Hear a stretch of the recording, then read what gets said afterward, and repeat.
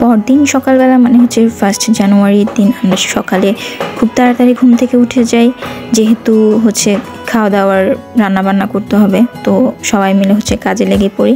আর এই দিয়ে হচ্ছে রান্নাবান্না শুরু হয়ে গেছে। চিকেনটা প্রথমে ফ্রাই করে নিছে, এরপর হচ্ছে পেঁয়াজ রসুন বাটা এগুলো সব কিছু আলাদা করে রাখছে। আর এখানে হচ্ছে আম্মু তেলের মধ্যে এলাচি তারপর তেজপাতা এই সব কিছু দিয়ে প্রথমে ভালোভাবে নেড়ে নিচ্ছে। আর এরপরে হচ্ছে ওগুলো সবগুলো উঠাই নিয়ে এরপরে পেঁয়াজ দিয়ে দিছে তেলের মধ্যে।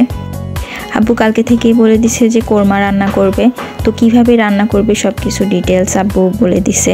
তো উনি ওখানে প্রেজেন্ট ছিল, সব কিছু দেখতেছিল কিভাবে করতেছে। এদিকে সেই দিন থেকে বাইরে সূর্য দেখাই যায়নি, পুরো কুয়াশায় ভরা ছিল। আর এত পরিমাণে ঠান্ডা পড়তেছিল মানে 1 জানুয়ারি থেকে, সেটা আমরা সবাই দেখতেছি।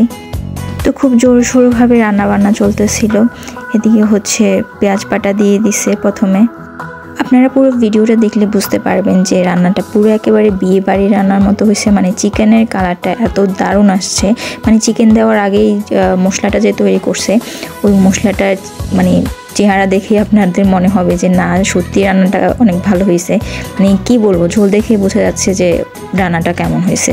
তো মানে পুরো একেবারে বিয়ের রান্নার মতো হয়েছে, বিয়েতে যেমন আমরা রোস্ট খাই ওর পুরো মানে সেম টু সেম সেরকম হয়েছে।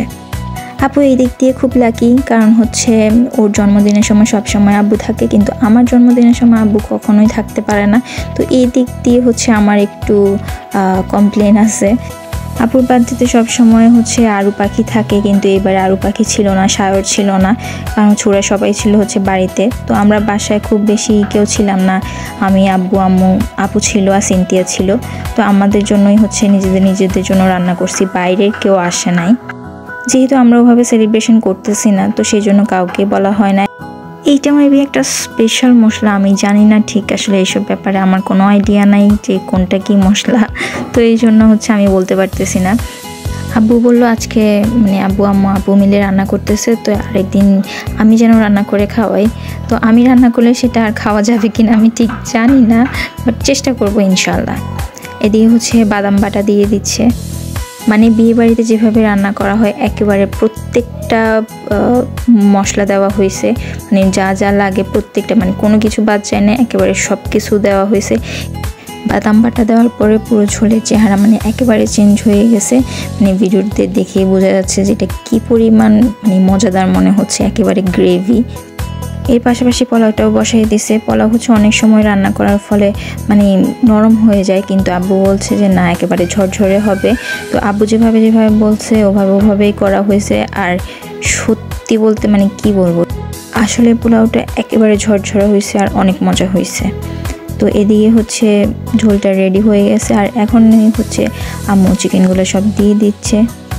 আমরা বাসায় যখনই নিজেরা খাওয়ার জন্য রোস্টটা রান্না করি তখন মুরগিটা আরও ছোটো সাইজের হয়, কিন্তু আব্বু হচ্ছে আসার সময় বড় মুরগি নিয়ে আসছে, বলছে যে সবগুলোকে শুধুমাত্র 2 পিস করে করতে, যেন পিসগুলো বড় বড় থাকে। আমি প্রথমে খেয়াল করিনি এগুলোর সাইজ যে এত বড়, পরে খাওয়ার সময় যখন দেখতেছি শেষ করতে পারতেছি না তখন আমি বুঝতে পারলাম পিসগুলো আসলেই বড় বড়। আমাদের বারবিকিউ করার কথা ছিল, কিন্তু সময় করতে পারি নাই বলে করতে পারিনি। তো বছরের প্রথম দিন আপনাদের কেমন কাটলো আর আপনারা কিভাবে কাটিয়েছেন অবশ্যই শেয়ার করবেন। তো এই ছিল আমার 1 জানুয়ারি মানে আপুর জন্মদিনের দিন। আমরা অনেক মজা করে খাওয়া দাওয়া করছি আলহামদুলিল্লাহ। প্রত্যেকটা রান্নায় বেশ মজা হয়েছে, একেবারে বিয়ে বাড়ির মতো। আমার তো রান্না মানে দেখতে দেখতে খিদা পেয়ে গেছে রান্না হওয়ার আগে। তো এটা হচ্ছে রান্নার শেষ দিকে, এখানে কাঁচামরিচ দিয়ে ডেকোরেট করে দিচ্ছে। তো এই ছিল রান্না। টেবিলে আনার পর সব কিছুর ভিডিও নিয়েছিলাম। তো ভিডিওটা এই পর্যন্তই ছিল। ভালো লাগলে লাইক কমেন্ট অ্যান্ড শেয়ার করবেন। আল্লাহ হাফেজ।